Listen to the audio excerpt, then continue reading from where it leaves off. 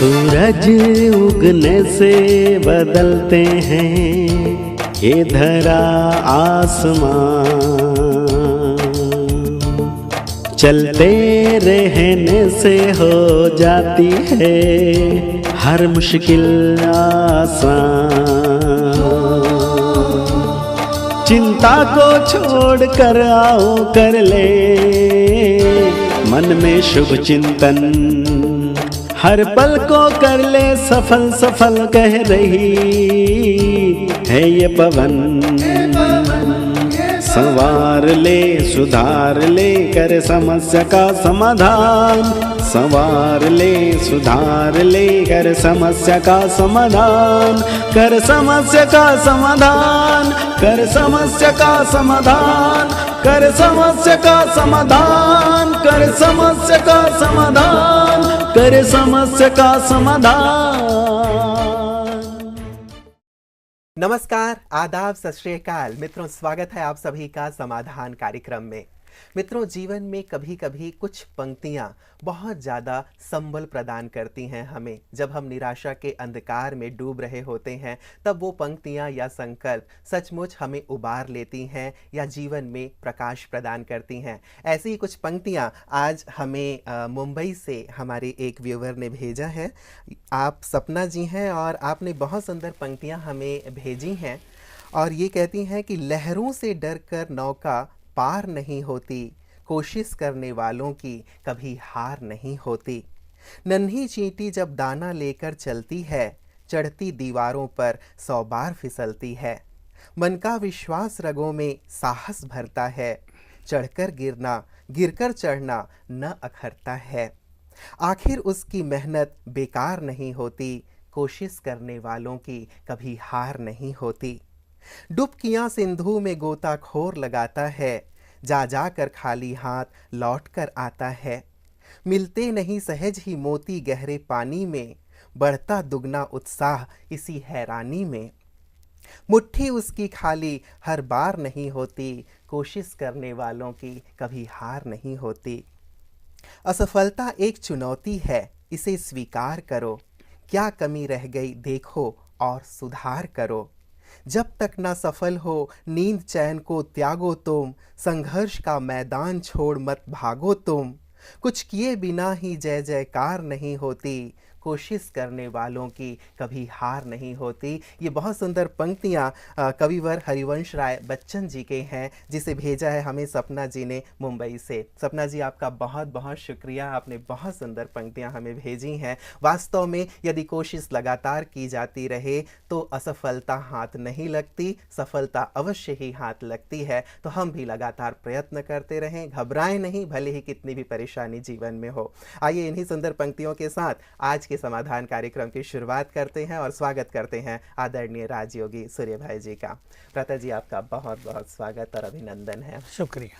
प्रता जी, ये जो बच्चन जी की जो पंक्तियां हैं सचमुच एक उत्साह पैदा करती हैं, एक शक्ति पैदा करती हैं, एक रोशनी दिखाती हैं कि हारो मत, खड़े रहो और डट के सामना करो तो डेफिनेटली आपकी विजय होगी। क्या बिल्कुल, इन्हें रोज पढ़ लेना चाहिए और हो सके तो रिकॉर्ड करके इन्हें रोज सुन लेना चाहिए, क्योंकि कभी कभी तूफान इतने ज़्यादा आते हैं, लहरें इतनी बड़ी होती हैं कि नाव और नाविक दोनों ही घबरा जाते हैं। बिल्कुल ये अस्वाभाविक नहीं है, ये होता है और संभव है। लेकिन यदि कोई हमें हमारी शक्तियों की बार बार याद दिलाए तो हमारी विजय निश्चित होती है। हनुमान जी के लिए यही तो है ना, उन्हें श्राप दे दिया था साधु ने, जाओ तुम्हें अपनी शक्तियों का बड़ा घमंड है, भूल जाओ। बड़ा परेशान हुआ, भूल गया तुरंत।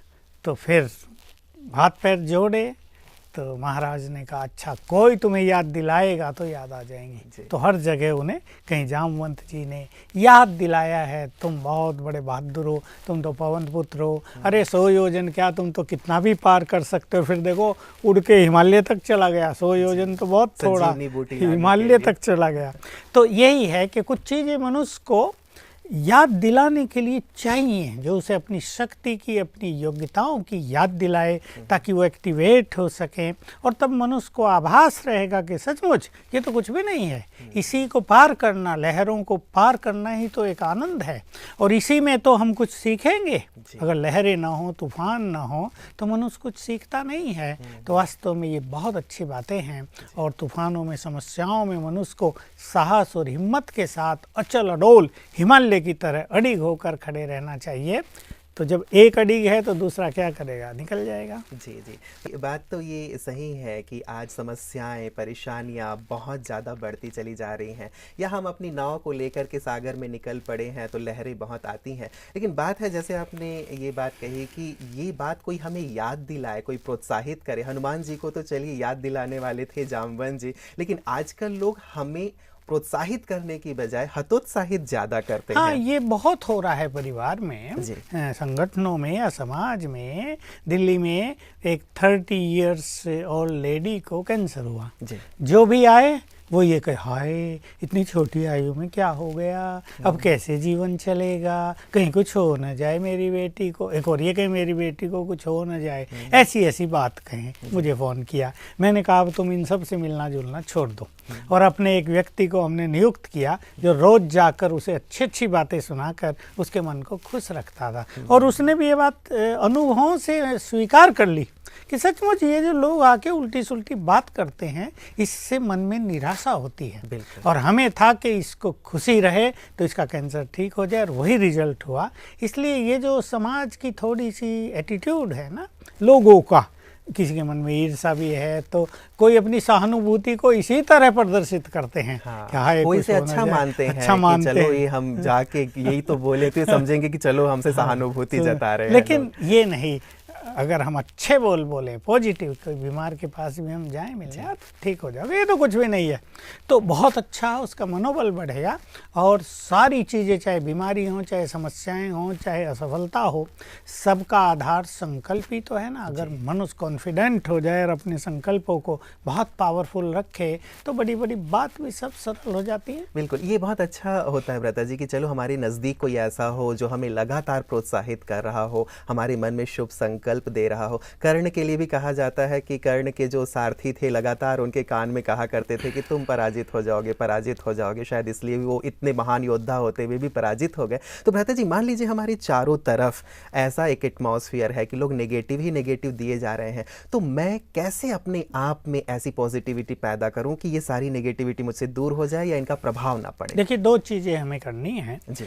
हम जो ईश्वरीय विश्वविद्यालय में रोज सवेरे ईश्वरीय महावाक्य सुनते हैं, वो हमें जगाने के लिए होता है, क्योंकि हमारी चेतना सो जाती है सारा दिन, न जाने क्या सुन के, किन चीज़ों का इफेक्ट, क्या क्या घटनाएं हुई, किसने हमसे क्या व्यवहार किया, तो सारा दिन हम बहुत सारी बातों के कारण विस्मृत हो जाते हैं।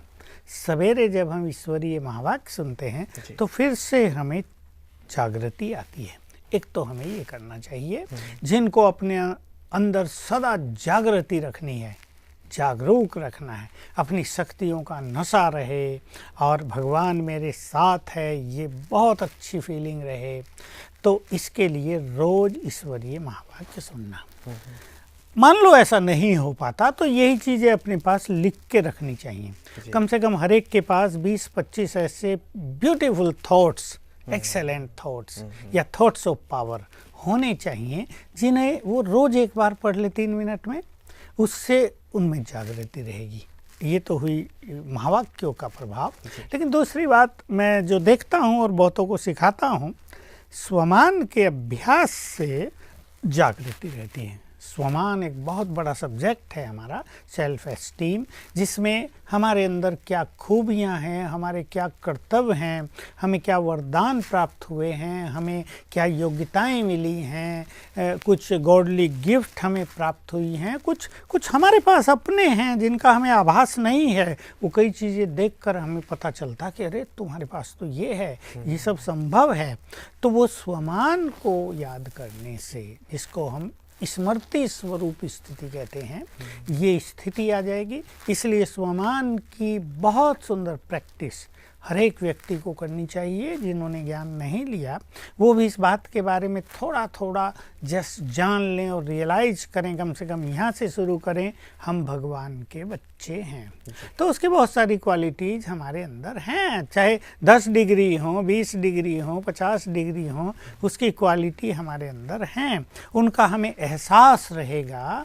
तो कहीं कहीं जो मनुष्य ये सोचता है मेरे पास तो कुछ भी नहीं है, अरे कोई तो मदद कर नहीं रहा, क्या होगा, इस निगेटिविटी से, इस निराशात्मक पहलू से वो मनुष्य ऊपर उठ जाएगा। बिल्कुल, मतलब एक प्रकार से हम किसी पे डिपेंडेंट भी ना रहें इसके लिए, बल्कि हम अपने स्वमानों की अच्छी प्रैक्टिस करें तो निश्चित रूप से हमारा ये जो उत्साह है, जो हिम्मत है, ये कायम रहेगा और हम निरंतर आगे की ओर बढ़ते रहेंगे। ये जो हमारे पास प्रथम मेल आया है भ्राता जी, ये है ये कहते हैं कि मैं विजन शिक्षा पे आपका 9:30 बजे का समाधान प्रोग्राम आता है, वो मैं देखती हूँ।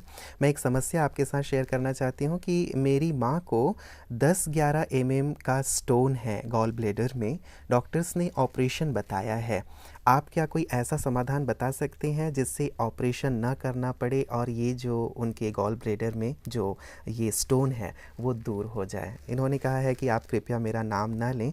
तो मैं अपने सभी दर्शकों से कहना चाहूँगा कि बहुत सारे ऐसे भाई बहन हैं जो कहते हैं कि उनका नाम टेलीविज़न पे ना लिया जाए, तो हम कई बार उनके नाम परिवर्तित करके उनकी समस्याओं को लेते हैं। तो आप समझ ही जाते होंगे कि आपकी समस्या पे हम विचार कर रहे हैं, तो कई बार हम आपका नाम नहीं लेते हैं यदि ऐसा होता है तो। और जब भी आप अपनी बातें हम तक पहुँचाते हैं तो आप निश्चिंत रहें, ये बातें हम तक ही रहती हैं और कहीं नहीं जाती। तो आप अपनी बातें खुल के हम तक पहुंचा सकते हैं।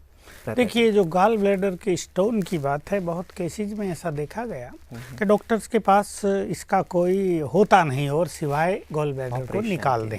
लेकिन अभी मैं हरियाणा के बल्लभगढ़ में और फरीदाबाद में गया, वहाँ हमें एक ऐसी लेडी मिली जो हमारे इस ईश्वरीय ज्ञान में 4-5 साल से आती है और समाधान प्रोग्राम रोज देखती है। एक्चुअली ये बहुत बड़ा मैजिक था।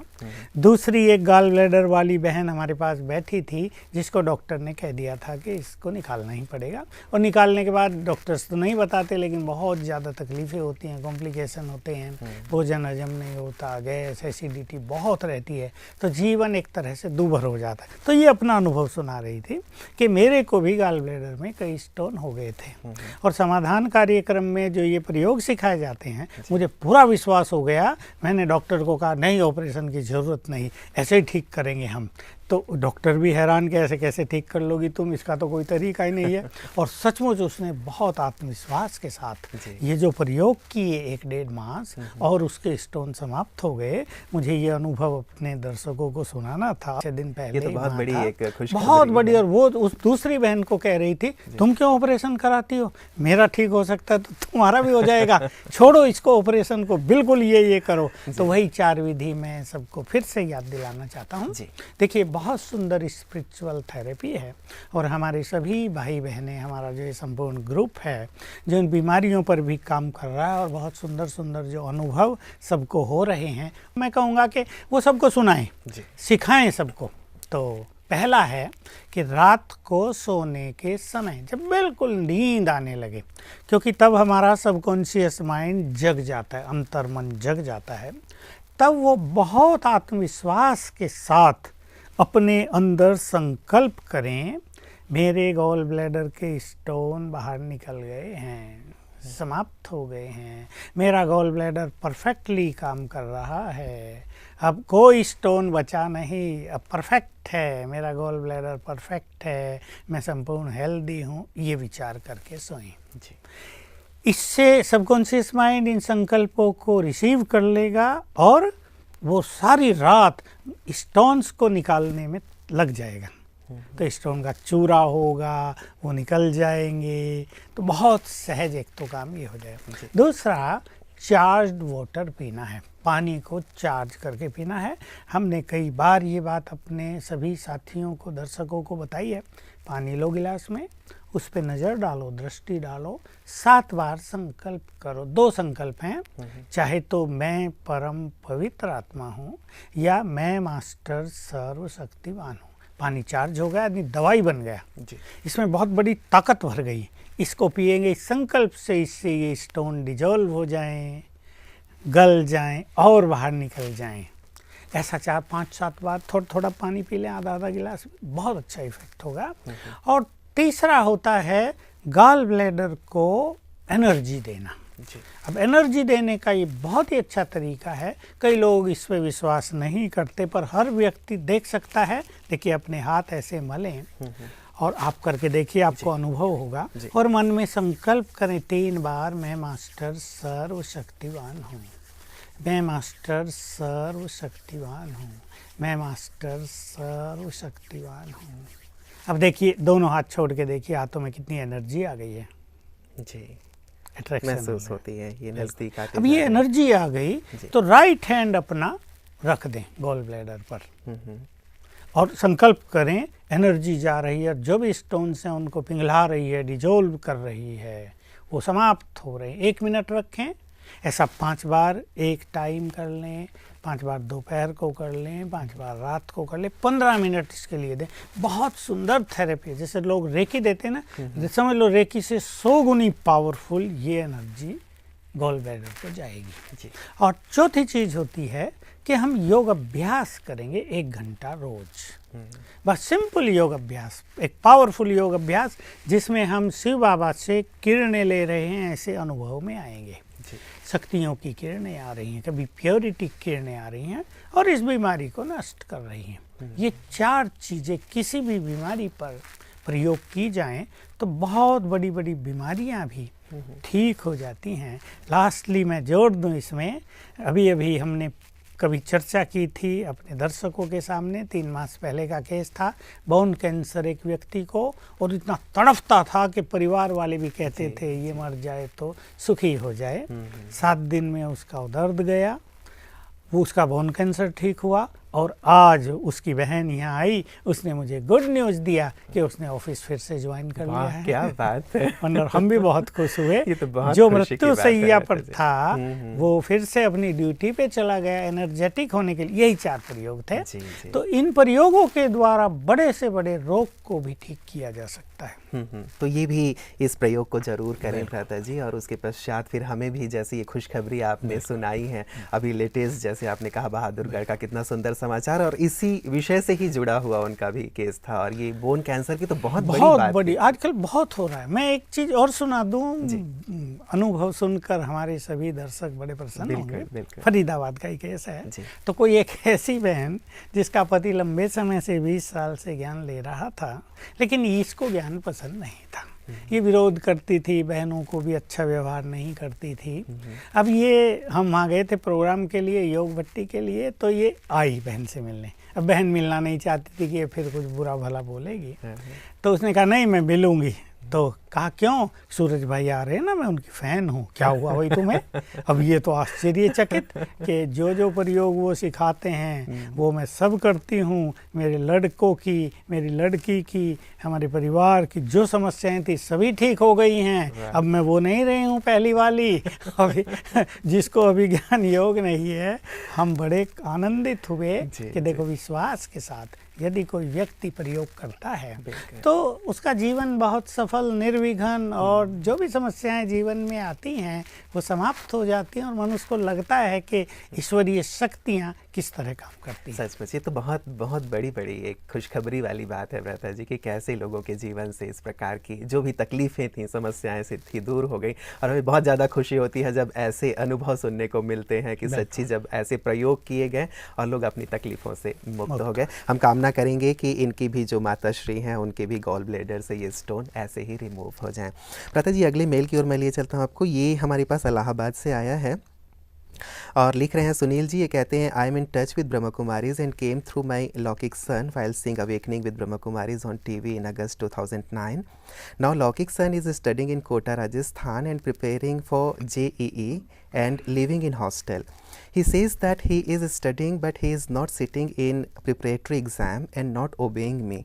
Let me know how to change him. ये बच्चों की भी बड़ी समस्या, पेरेंट्स के लिए बच्चों की बहुत समस्या होती है, विशेषकर कोटा में जब वो जाते हैं। कोटा एक ऐसा कोचिंग सेंटर है भारत का जहाँ लाखों स्टूडेंट्स हैं। हम भी वहाँ गए तो बताइए सारा एरिया अब स्टूडेंट्स का है। अब स्टूडेंट्स हैं, सभी युवक होते हैं, लड़के लड़कियां सब तो कुछ भी करते हैं, किसी के भी संग में आते हैं, कोई गरीब घर से, कोई अच्छे घर से, किसी की बैकग्राउंड कैसी, किसी कैसी।